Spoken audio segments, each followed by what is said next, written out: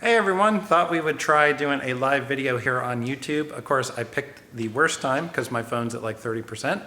So we'll see how long we can go before I run out there. So also probably not the best time for folks. And of course, we just reconnected there. So hopefully that doesn't happen too many times. I got good signal, even though it says poor connection. So wonderful.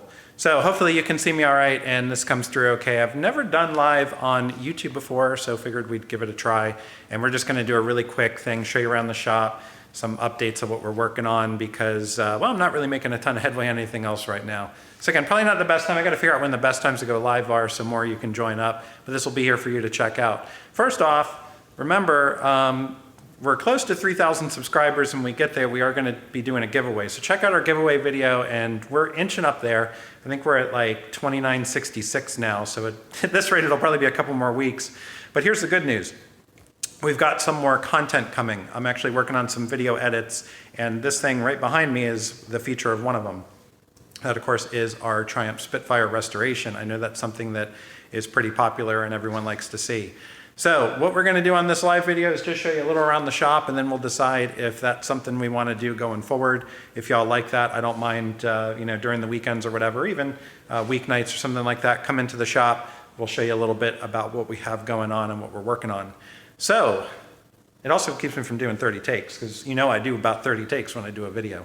So anyway, I'm gonna switch the camera view around, and we're gonna show you a little bit of the Spitfire. All right, so this is a little bit of a preview because this is the video we're gonna be posting. We've got a couple, we're gonna split into two parts.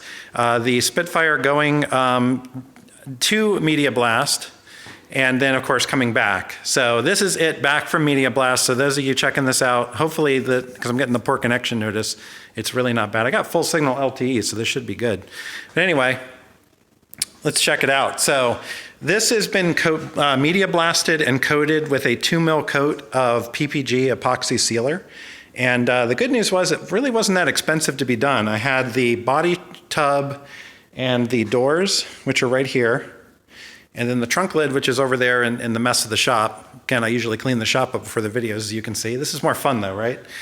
So anyway, it was about $650 US dollars to have that done. So really not all that bad, because really what I get back is something that's very easy to work. So I'm gonna give you a quick preview of what we're gonna have in the video. You can kind of see what we got going on here. So obviously the floors, we knew these were toast. I was surprised that they blasted them. I had even told the company, hey, don't even waste your time on it. We're just chopping them out anyway. But they were nice enough to say they were gonna do them because they didn't know exactly where I would weld new pans in. So they just went ahead and did them and coated them. The reason for the coating, by the way, it helps with flash rust. If this had just come back as bare metal, knowing me, and if it takes me a while to get this all done, there's a chance that in the humidity of the garage, or if for some reason it had to be stored in where weather would get on it, you'd end up getting rust on that bare metal. So this protects that. This isn't a final primer. This would have to be scuffed up with 320 or like a red Scotch-Brite prior to doing any paint and body work. But it helps prevent it from deteriorating any further. So of course the floors need to get done, and this floor support's not very good. It's got some pitting down here in the bottom and up on the top here. The good news is there's pretty much sheet metal for everything on this car, even the early Spitfires, which is really cool. And we have bought our first piece of sheet metal. This is it right here. And I'm actually pretty happy. This was from Victoria British, and it feels nice and thick, and it's got a good e-coating. It's not the kind that rubs off. This is the battery tray. And so what we got for the battery tray, obviously, that was one of the parts that pooled water in it. And it's gonna be the first piece we replace on this. So we've got spot welds to drill out. But one of the things is these supports right here actually cover up the lip of the battery tray. So we're gonna have to cut the spot welds for these supports and remove them and then weld them back on. That's not necessarily a bad thing. I might be able to just pop this one up and slide it underneath and leave it attached here, because this one's in really good shape. But this one, as you can see, is bent, and it's got some little pieces missing here. So what I need to do is find out, is this piece inexpensive to get, or is it kind of prohibitively expensive? Because I could go ahead and straighten it out once I remove it, and I could probably very easily replace this little bit right here. It looks like kind of a straight piece, with a little lip on it. So that probably wouldn't be too difficult to fix this part. At the same time, if it's pretty inexpensive, it may be worth the time savings to just get a repop. But we're going to have more in the video, but you can kind of see the front firewall's in really good shape. There's a little bit of, there it is, there's my finger, there it is, so I can point at it, a little bit of rust hole in the rocker there. But all in all, this side, not too bad. And the thing is, that's where you expect, the tire to be kicking up a lot of stuff as it drives. The rocker itself is kind of damaged and needs some stuff done, but it's not as bad as I thought it was going to be. I know it doesn't look great, but I really thought it was going to be worse. And one of the things that it kind of tells with this car is that most of the rust is from sitting out and getting water in it. So as you look at the floors, the worst part of the floors is the lowest part of the pan where the water collected. And the seats were over it, so the water never evaporated. Same with the front pans, they're kind of under the dashboard. But if you look in the back and the trunk where it didn't have as much water incursion, these are nice clean bits. And if you look at the fenders, the quarter panels, the wheel wells are good. Inside the wheel tubs, they're nice and clean. So this car, probably didn't see a lot of bad weather driving, which is pretty cool. So you didn't get a lot of the rust in some of the bad areas, just a lot of water pooling. Of course, typical areas, we've got some problems. And we cover this in the video a little more about what we think we're going to have to kind of cut out and do. But that's pretty much it. Of course, messy shop over here. We got a lot of different projects going on. Got a lot of parts for the Spitfire that we're working on. There's some stuff that was in the car, I was kind of storing in it before I took it off to sandblast or media blast. We'll come over here. Here's some of the Spitfire parts we got, and I wanted to talk a little bit about this leaf spring. So I decided to get a new leaf spring for it because the one over here, I've got a couple of them. I think I've got 2 of them. But I'm not sure if these are sagging at all. They're 50 years old and they've been on the car and they're kind of rusty. So I saw how inexpensive the leaf spring was and I figured, well, I'm just gonna buy one because I'm gonna rebuild the suspension on that other frame over there and I can just use a new part on it. And then I don't have to worry about cleaning this one up and making it look nice and all that. And I don't have to worry about it sagging. I'll have a brand new part. So it comes and this is what I got. I mean, the finish on it is banged up. It's not really done well. As you might have seen over there, the leaves in the pack were kind of angled at the end and like tapered. These are just straight cut. This one's cut at an angle. This one from shipping is kind of moved over. And yeah, it's no big deal. I can repair this and sand it and paint it, and it'll look just fine. But I guess, when you're buying a new part, you kind of maybe have a little extra expectations that it'll be nicer. So can't say I'm overly thrilled with it, but I'll probably end up using it anyway. Just I'll have to do a little work to make it perfect. And yeah, I know it sits under the car and no one will probably see it, but that's why we do these things. All right, I got new shocks and everything, new bearings, ball joints, basically a whole front end rebuild kit, the trunnions, got bushings.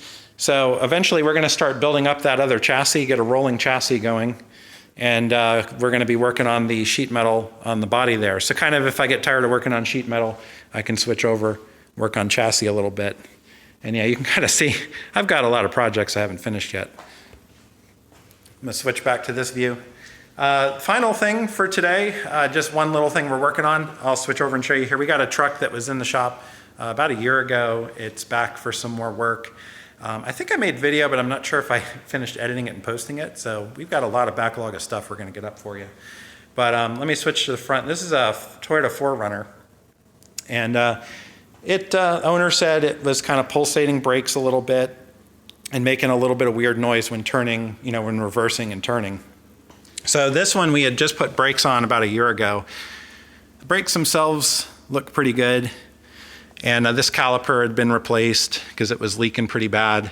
And what I've done here, I've just sort of rigged up my little dial gauge here. Kind of crappy way of doing it, but it works. So at least for these purposes.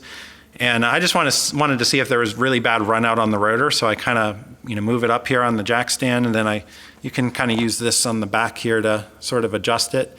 And I set it to 10. That way I can see it dip if it does when I turn it. So it'll dip or rise, and then you just come here and spin the thing, and you can kind of watch the run out on it. And generally, I think it's what, like 7 thousandths is usually factory spec. And if it's more than that, then it kind of tells you you've got a warped rotor.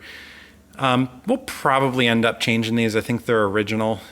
We might do a full redo on these. Depends on what the owner wants to do. But the big thing was that noise. So just spent a little time doing some diagnostics. We had replaced this axle that year because in doing the brakes, this had actually just come back from a dealer inspection. The dealer said everything was fine. It had a horribly bad leaking caliper and a torn boot on the CV axle, and it was just dripping milkshake out of it. You know, the water gets in grease, it makes it look like a milkshake. And so we put a new axle on this side, but the other side was good. So that was my first thought. Let's take a look. So I got my light over here so we can see. And first I checked everything on this side. This was not present on the other side. The end link for the sway bar is pretty loose, and it's got torn boots on top and bottom. The one on the driver's side doesn't look this bad, but I'm sure they're cheap and easy to replace, so we'll probably just pop them on just in case they're making any noise. All right, in the back here, we've got, here we go. Hopefully you can see that.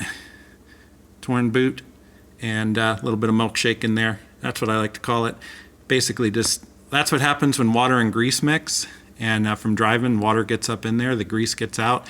My guess, having not looked any further, is that CV axle is starting to make some noise. And I only drove it a little bit to kind of hear it, and it sounded a little like CV clicking.